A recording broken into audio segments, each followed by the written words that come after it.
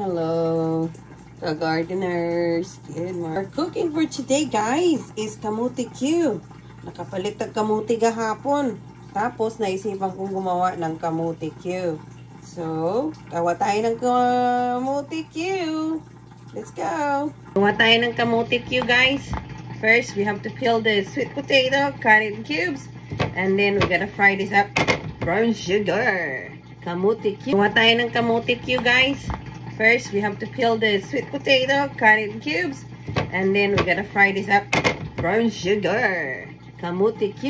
Ito na po yung ating kamuti. It's all chopped up. Now, let's fry it for our kamuti Q. Time to fry our kamuti. We're gonna fry up all this kamuti for our kamuti Q. Lutong Pinoy. Kamuti Q. Making kamuti Q, guys. Yes.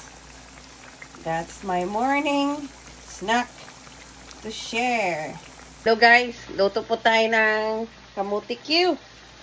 Ayan, kamuti Q. Kamuti Q kayo dyan. Hello, guys. Good evening, Philippines. Good morning. Good morning, Vancouver. Happy Friday.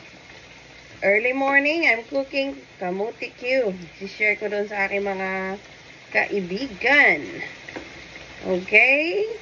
Kamuti Q. Vancouver, good morning. Happy Friday. Magluto taog ba?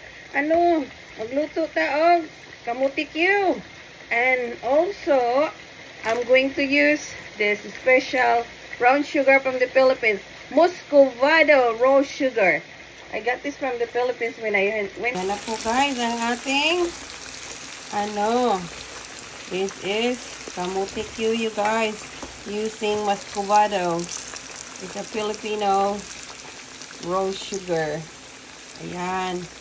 Masarap na kamuti Q, guys. Miss ko na to. So guys, tapos na po yung ating kamuti Q.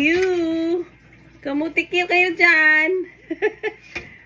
Sinong may gusto? Ang sarap ng kamuti Q, guys. Vancouver, good morning. Kamuti Q's done. Ito na, guys. Titikman na natin yung kamuti Q. Ang init pa. OMG, ang sarap ng kamuti Q, guys! Sino na-miss dyan ang kamuti Q? Kamuti Q, ang sarap!